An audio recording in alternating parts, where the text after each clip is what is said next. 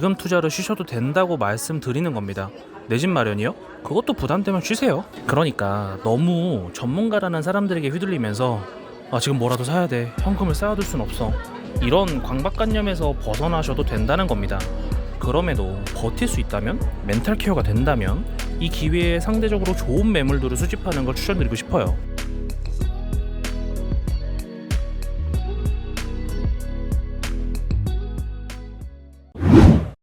안녕하세요, 오분임장입니다. 오늘 저희는 일산 신도시에 나와 있습니다.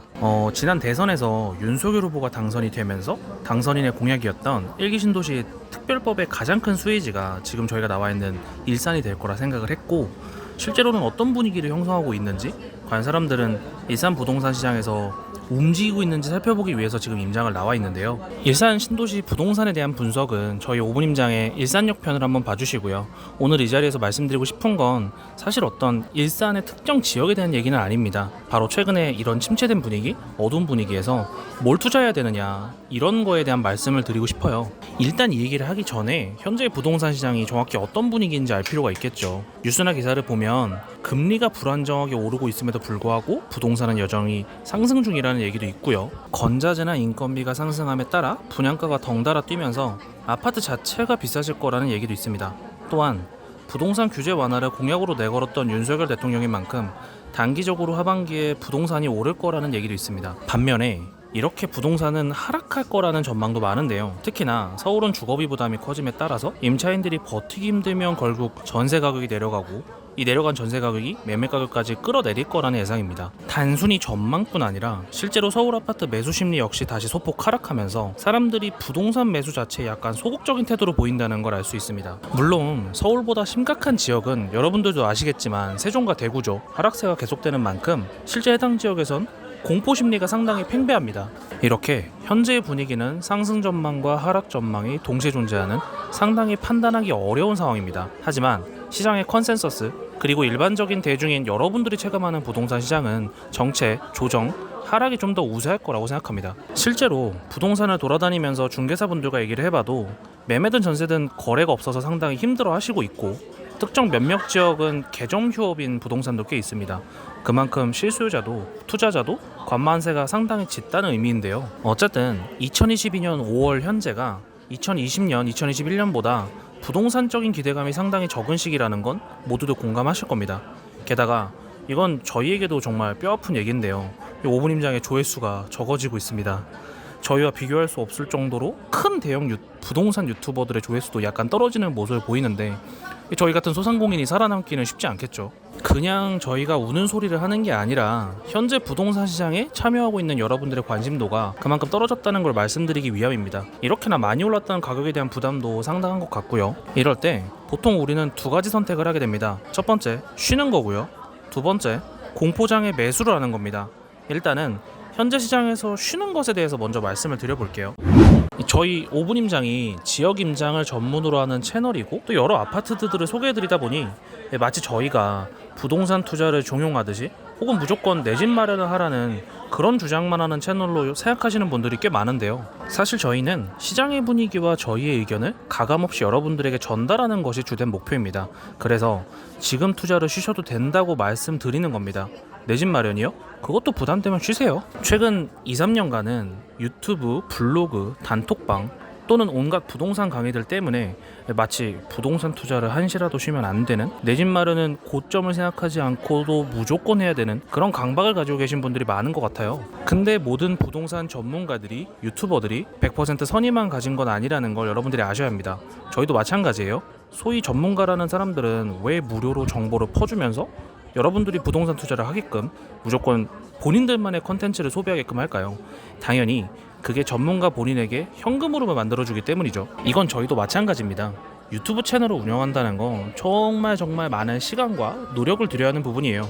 5분 남짓, 10분 남짓한 시간의 영상을 하나 만드는데도 최소 며칠의 시간이 소요되기 때문이죠. 저희도 5분 임장이라는 브랜드를 만들고 여러분들과 같이 하고 싶은 프로젝트들이 있기 때문에 유튜브를 운영하면서 무료로 양질의 정보를 여러분들께 드리고 있는 거죠. 그러니까 너무 전문가라는 사람들에게 휘둘리면서 지금 뭐라도 사야 돼, 현금을 쌓아둘 순 없어, 이런 강박관념에서 벗어나셔도 된다는 겁니다.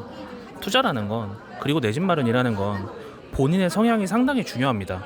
누군가는, 특히 유튜버들은 집값이 떨어져도 버티면 된다고 쉽게 말을 하지만 실제로 집값이 떨어지면 피눈물이 나죠.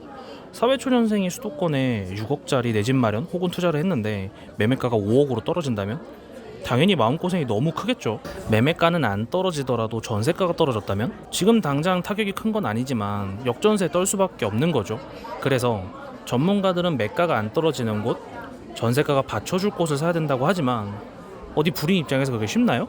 전문가가 그런 것만 고를 수 있을 거라고 생각하시나요? 하락장에서도 매가가 잘 안 떨어지고 전세가가 받쳐주는 곳은 여러분들도 쉽게 고를 수 있습니다. 문제는 그런 곳이 누구나 좋아하는 선호지역이기 때문에 가격이 비싸다는 거죠. 심지어 저마저도 제가 투자했던 아파트의 시세가 떨어지면 100% 흔들리지 않는 건 아닙니다. 일상생활에 문제는 없지만 당연히 기분은 상당히 우울한 상태죠. 물론 투자 경험이 거의 없거나 내 집 마련이 처음인 분들이라면 일상생활조차도 힘들기 때문에 저는 경험이 쌓여서 그나마 잘 버티는 거고요. 그래서 지금 여러분들이 생각하시기에 정말 지금 이 시장에서 투자하는 건 너무 무섭고 아닌 것 같은데 다른 전문가들이 압박을 하기 때문에 이럴 때 투자를 하려고 하신다면 저희는 쉬어도 된다고 말씀드리는 겁니다. 투자도 내 집 마련도 자기 확신입니다. 부동산을 사놓고 본인이 왜 샀는지, 언제까지 가지고 있어야 되는지, 어떨 때 팔아야 되는지, 이 부동산의 가치가 상대적으로 얼마나 좋은 건지 이런 것들에 자기 확신이 없으면 본인의 생활 자체가 굉장히 힘들 수 있어요. 그러니까 여러분들이 스스로 생각하시기에 지금 투자하는 건 너무 무서운데 주변에서 자꾸 뽐뿌를 넣는다면 그냥 과감히 쉬세요. 여기까지 말하니까 모든 투자를 쉬라고, 내 집 마련도 일단 멈추라고 말하는 것 같지만 사실 저희 오분임장의 대표적인 의견은 아닙니다. 쉬는 것도 개인 성향에 따라 괜찮다라는 걸 권유드린 거죠. 그럼 오분임장의 선호 의견은 뭐냐면 지금 이럴 때 매수하는 겁니다. 투자에는 오래된 격언이 있듯 매수는 공포해야 하는 겁니다. 부동산을 상승장에서 사봤던 경험이 있는 사람이라면 공감을 하실 텐데 한창 상승할 때는 매수가 정말 쉽지 않습니다. 특히 지난 2020년, 2021년의 폭등장이 더욱 그랬죠. 내고도 어렵고 사겠다고 하면 집주인들이 갑자기 물건을 거두질 않나? 이 밖에 온갖 갑질까지 겪게 됩니다. 그러나 지금처럼 침체장, 공포장, 관망장에선 매도자들이 더 급하기 때문에 다른 매물보다 더 싸게 나온 급매조차도 내고가 될 수 있고 팔려는 사람들이 많기 때문에 오히려 상대적으로 전세는 더 부족합니다. 팔려고 하는 집을 전세로는 내놓을 수 없기 때문이죠. 그래서 아이러니하게도 만약 갭 투자를 고려한다면 지금 이런 시기가 훨씬 세팅하기엔 좋습니다. 물론 한창 폭등할 때도 사기 어려웠는데 지금처럼 침체된 상황에서는 더욱 사기 어렵다는 건 인정합니다. 특히 올해 하반기 내년엔 마치 폭락할 수도 있을 것처럼 여러 언론과 전문가들이 의견을 내고 있는 상황이죠.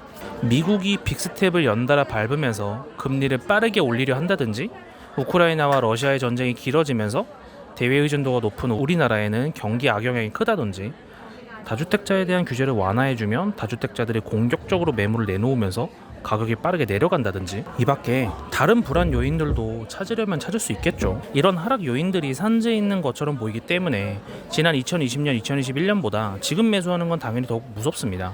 그러나 저희는 그럼에도 버틸 수 있다면, 멘탈 케어가 된다면 이 기회에 상대적으로 좋은 매물들을 수집하는 걸 추천드리고 싶어요. 여러분들이 주식이나 코인에 비해서 부동산의 매력을 느끼는 이유는 무엇인가요? 변동성이 적고 상대적으로 오래 가지고 가기에 좋으면서 눈에 보이는 실물이기 때문에 실질 가치가 더 크다는 것 아닌가요? 실거주가 가능하다는 것도 있고요. 인플레이션이 기본 전제가 되기 때문에 그런 실물 자산들은 자본주의 시장에서 장기적으로 우상향할 수밖에 없습니다. 물론 우리나라 경제가 마이너스 성장을 계속한다면 얘기는 다르겠죠. 하지만 우리 모두는 대한민국의 성장을 기원하고 노력하기 때문에 그런 상황을 상정할 수는 없겠죠. 만약 그렇게 된다면 투자는 물론이고 모든 종류의 자산이 개박살나서 우리가 살아남기는 어려울 테니까요. 그래서 여러분들이 부동산의 매력을 느꼈던 이유들, 그리고 여러분들이 부동산은 장기적으로 괜찮겠다라고 생각했던 이유들을 떠올리신다면 결국 이렇게 공포와 기회가 동시에 존재하는 시장에서 저렴하게 괜찮은 매물들을 세팅해놓고 기다리는 게 정답이라는 걸 아실 겁니다. 여기까지 오늘은 이렇게 암울한 관망세의 부동산 시장에서도 과연 투자를 해야 하는지, 내 집 마련을 나서야 하는지에 대해서 얘기를 해봤고요. 마지막으로 저희의 요지를 정리하자면 여러 전문가들, 언론들이 상승과 하락에 대해서 계속 주장하면서 여러분들을 강박적으로 내몰더라도 여러분들이 마음 편한 선택지를 고르시라고 말씀드리는 겁니다. 투자를, 내 집 마련을 해도 상관이 없고 하지 않아도 상관이 없습니다. 가장 중요한 건 자기 확신이고요. 이 자기 확신이 없는 상태에서는 선택 후에 계속해서 본인이 잘한 건지 못한 건지에 대해 고통스러워하면서 일상생활도 어려워진다는 걸 잘 기억하시면 되겠습니다. 오늘 영상은 여기까지고요. 다음에 더 좋은 영상으로 찾아뵙겠습니다. 감사합니다.